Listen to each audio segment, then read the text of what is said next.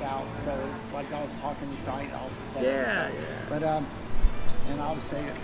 Hey, this is Chris on the road again with Cross Country Outreach, and I got a gentleman here, an outstanding man. My name is Jerry Allen, and he and his partner is a little under the weather. Unfortunately, his partner's experiencing a bout with cancer, but so Jerry's doing the show himself here at Red Garter Casino and Saloon here in South Dakota, Keystone, South Dakota, and that's a cool little western town just on Mount Rushmore today. Met him on the road, and this guy's been in a number of movies, and he's a great singer. He put in a great western show here about Wild Bill, and just asked him if he just give us a moment of his time, and just one of the folks again that we meet on the road. Hey. So how are you, Jerry? Wonderful. I appreciate you coming by. Good deal, man. So tell us a little bit, how long have you been here at the Red Garter? I've been here for 35 years. Wow. I started when I was about 29 years old. Whoa, at the Red Garter Saloon? Well, yeah, actually I started, the first year I was in Deadwood in 1984, in Saloon number 10, playing Wild Bill. And then I came down, and I did a little show in Custer, and then I came up to Keystone. And so actually about 1985 I've been in Keystone. Oh, wow. So your show here, you play a lot of music, and then also like tonight you mentioned that you were just doing straight country and western music. Right. During the daytime you have like a western show that you do too. Right. And you've done movies. What kind of movies have you been on? I started with Dancing with Wolves. I was a reenactor in that one, and I met a fellow from Montana. He handled all the reenactors, and his dad was in the film business. And he's a good friend of Hank Jr. I didn't know that until later. I missed Hank Jr. by 5 minutes. Yeah, he was. My dad was a big Hank Williams fan. Really? I grew up. That's like I've heard all the Hank Williams. That was real old country. That's awesome. So I got into Dancing with Wolves, and then I pursued it a little more, and I got into the next film was Thunderheart with Val Kilmer and Sam Shepard. I read a script for that. Robert De Niro is one of the producers. John Fusco is the one who wrote it. John Fusco wrote Young Guns. He wrote The Babe. But he also wrote there's a new movie on Netflix about the guys that brought Bonnie and Clyde down, the Texas Rangers. John Fusco. It's called The Highwaymen. Kevin Costner stars in it with Woody Harrelson. Oh yeah. And John Fusco wrote that. So he's still writing a lot today, you know. Wow, so you've had an amazing life. You're doing all this here. 29 years, so you just, is this where you're from? Where are you from originally? Duluth, Minnesota. What brought you down here? Well, I'll tell you, when I was a kid, I was fascinated by the character of Wild Bill Hickok. I'm talking when I was in 6th grade, they had a series on TV called The Great Adventure. Every week they had stories about American history. And one week they had an episode about Wild Bill Hickok. Lloyd Bridges played Wild Bill. Yeah, I saw that. And I was so fascinated by it. I always wanted to come out and go to Deadwood and see his grave.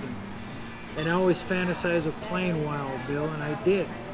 And I was back 1984. I went up to Deadwood, and I was actually the #1 lookalike as Wild Bill, and rode in the parade.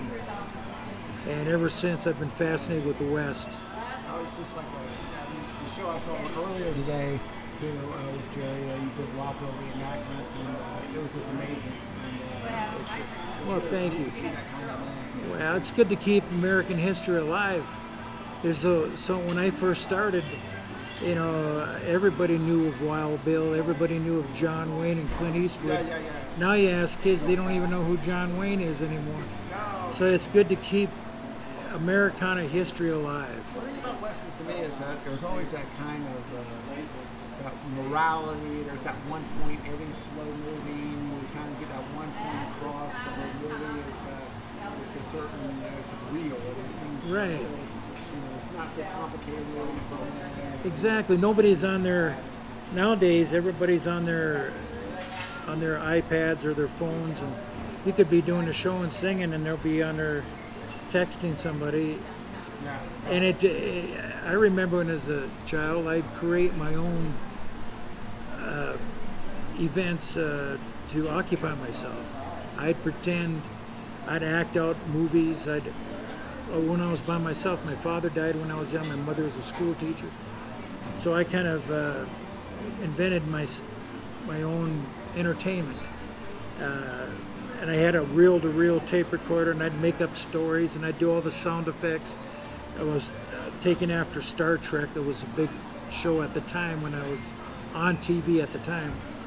And I would make the spaceship take off. I'd put my hand over the vacuum cleaner and take it off. It sounded like a jet going up. And, Wow.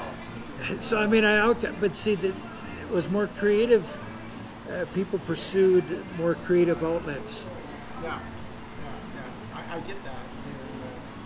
Too. I've seen many times. I worked in the industry, film industry. But back in Las Vegas, this is sort of interject. There's a couple at the airport, and I would say 70-ish, 80-ish. I'm looking at them, and they're playing a board game in the airport, waiting on the airplane. Some little breakout board game. They're smiling at each other, totally engaged with each other. Then I look over to my right. There's a couple. You can tell they're married. They're a couple sitting next to each other. And the entire time, each of them are on their own cell phone. No communication with each other. Yeah, exactly. And people forget how to communicate, or they don't know how to communicate. Yeah. That's why they have to text. If I want to talk to you, why don't you just call me on the phone, and it's easier for me eyeball to eyeball. Right. It's easier for me to communicate and try to type in. I get your point. Yeah. It's a totally different thing, but it is what it is. It is what it is. And I just happened to stumble in here, and I'm sorry, this is Dennis. Dennis, your last name, sir? Oh, DeZeal. Zeal. I'm going to switch the camera towards Dennis real quick. Oh, my goodness. But Dennis, I met Dennis. I just happened to be staying at the Badlands National Park, Sage Creek Campground, free campground last night. And this was next to me, and he recommended this place, the Red Garter Saloon. If I happen to be in this area, I'm going to Rushmore. Made it a point to stop in, and lo and behold, Dennis was part of the show here with Jerry doing some gunslinging. That was the first time I spun a gun, and I didn't realize how heavy it was, man. So based on that, I'm here, and I got to meet these two great guys. And we're traveling around the country, and I got Dennis and Jerry, and it's just an incredible quick story, just people you meet on the road. And the biggest adventure about traveling on the road, it's not the sights you see, it's the adventure is the people that you meet. Just like meeting you. It's a pleasure meeting you. You too, sir, and I certainly appreciate you and your story. And we certainly wish your partner there, a 7'2" guy, what's his name? Big Dave Murrah. Big Dave Murrah. Big Dave Murrah, the best, and we hope he recovers and speedily. And we certainly, our hearts are out to him, and appreciate both of you guys. Thank you so much for your time. Thank you. Thank you, sir. Thank you, Fred. So that's it. So this is segment 7. Awesome. So yeah, I'm still learning how to see do what that this. looks like. So the name of the channel I gave you wrote it down. You want to write down this? Yeah. Until I upload content on it, you're not going to be able to find it. Okay. So my Let me first get I'll get a paper. I should write it down on my...